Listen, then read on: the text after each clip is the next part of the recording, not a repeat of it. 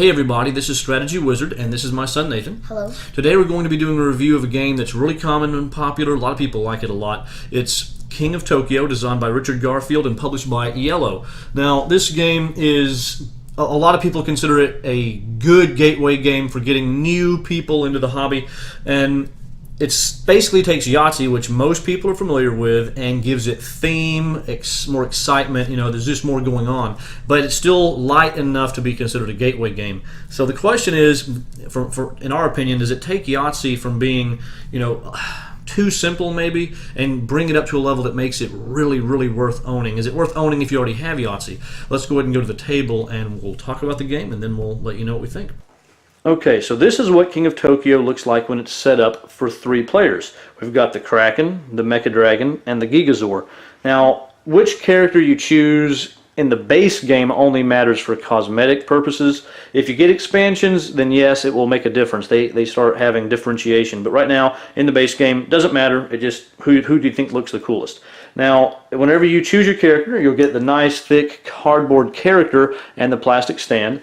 And you'll get your player board, which has stars and health. Yeah, now in this particular case, stars are points. As you collect points, you'll turn the dial to show how many points you have, and if you get all the way to 20, then you win. That's right. Now, with hearts, you start off with 10, but if you get a special card, you can get 12. You can have all the way up to 12 health, but everyone starts with 10 at the beginning. 10. Now, the way the game is going to work, every time someone takes a turn, they're going to roll these dice, and you'll notice the 6 sides are 1, 2, 3, a heart, a claw, and a lightning bolt. The numbers basically just give you points. If you get 3 of a kind, 3 of a kind. Yeah, 3 of the same number, you'll get that many points. Meaning, if you get 3 1s, you get 1 point. If you get 3 2s, you get 2 points. If you get 3 3s, you get 3 points. Additional numbers just give you an extra point per extra number. So 4 3s just gives you 4 points. 3 for the first 3, and then 1 point for having the next one. Now, if you get the hearts, if you get 3. Oh, now that's not in the base game. In the base game, hearts only heal you. Oh. But very important, because as you are getting hurt, you want to be able to heal yourself. But here's the thing: you are not able to heal yourself if you get on the board. But it gives you points over time. Yeah, being in Tokyo will give you points, which we'll address that in a second with this die. Now, whenever you get this, the first player who rolls a claw, no matter how many they roll, they're going to move into Tokyo City. Now, Tokyo Bay is here, but that's only affected if you have 5 to 6 players. That way, more people can get in Tokyo. But in a 3-player game, 1 person can get into Tokyo at any given time. Now, after someone's in Tokyo, how many claws you roll decides how much damage you do. Anyone in Tokyo does damage equal to the number of claws rolled to everyone outside of Tokyo. Everyone who's outside of Tokyo, they do damage to whoever's in Tokyo. But the problem is, now, as we were talking about the heart, you can't heal yourself. Yeah, if you're in Tokyo, you cannot heal yourself. Hearts do you no good in the base game. Now, in the expansions, that changes. But in the base game, with hearts, if you're in Tokyo, it does no good for you.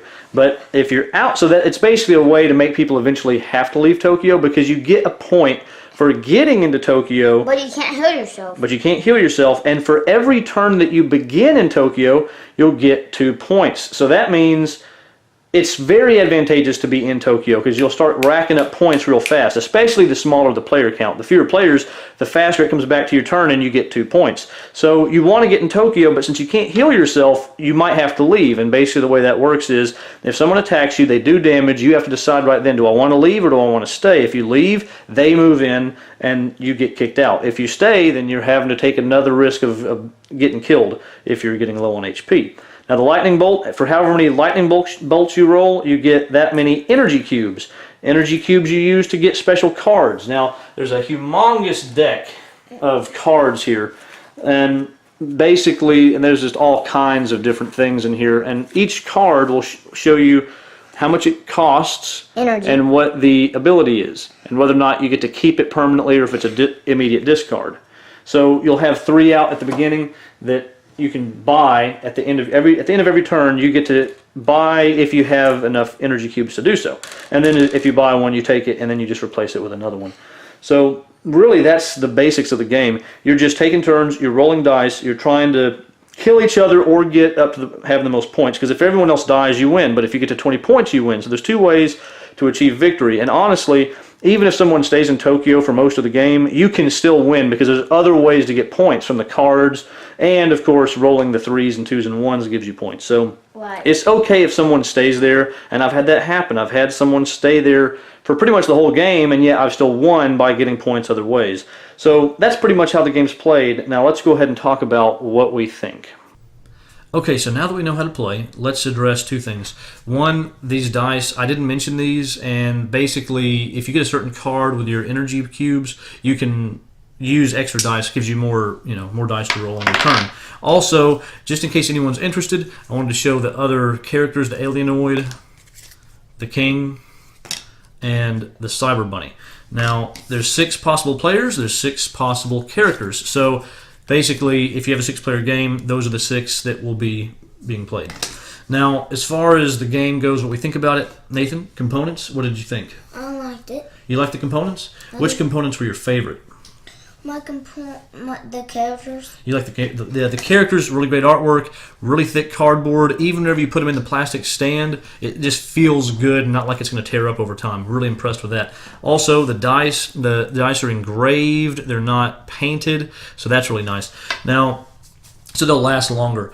As far as the gameplay goes, you're rolling dice, and a lot of people like dice. Some people don't like dice. Seems too random. In this particular case, because you get the 2 rerolls, that helps. I mean, you can kind of control your destiny to a certain extent, or at least influence it. The thing is, as you roll, you might have a certain goal. I want to do a lot of damage this turn, but you might not roll a lot of damage, but you could roll a lot of energy, and you know what? Maybe I won't do a lot of damage this turn, but I will get a lot of energy so that I can, buy some good cards, because you see good cards out there and you want to get something awesome.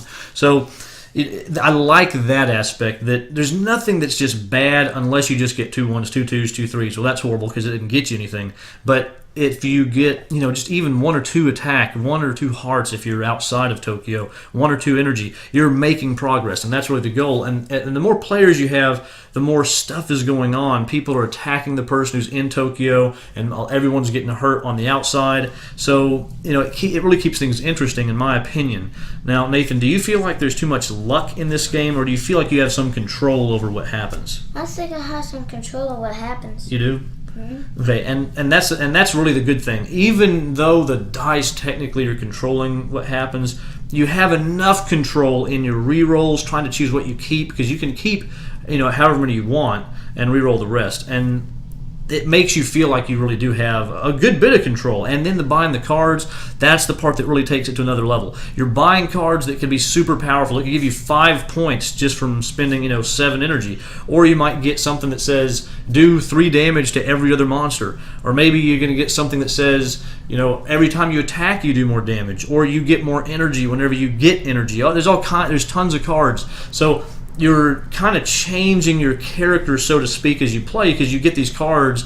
Most of them are keep cards that they're gonna help you throughout the rest of the game. And so each person is going to kind of change in a way that makes them specialized in some way, usually, unless you get all the discard cards where you just get points or do instant damage. But that's good too, because that's just giving you those instant chances to improve your situation. Now, overall, I think that this game is good for kids and for adults. It's just because it's dice and it's easy. You just roll dice, see what happens. You keep what you want, and re-roll what you want. You buy cards and you just keep on going until someone dies, or everyone dies except for one person, or you get 20 points and that person will win. So Nathan, what would you rate this game? 40 out of 40. 40 out of 40. So this is your favorite one so far that we've reviewed? It is. Wow. And he's played it a lot, so I know he really likes it. We've played it tons. And in my opinion, base game, I would probably say is 8 out of 10. I really like it. It's not one of my favorites as the base, but it is really good. Good quality components. It's fun rolling the dice and buying the cards and seeing what happens. I will have to say, the expansions, particularly the power-up expansion, but the Halloween expansion kind of goes along with it. Those add a lot, and the power-up expansion is the more important one because it affects everything that's already in the game. And because it makes each character actually unique. That's one of the only things about the game that I don't like is the fact you have these cool characters. I got the Mecha Dragon, I've got the Gigazor, but they don't distinguish from each other. There's nothing unique about them. But with the Power Up expansion, that does happen. If I included the Power Up expansion, I'd probably give this a 9 out of 10. It gives it that extra boost. It's not a must buy, but it does help. So we'll talk more about that in the future. So.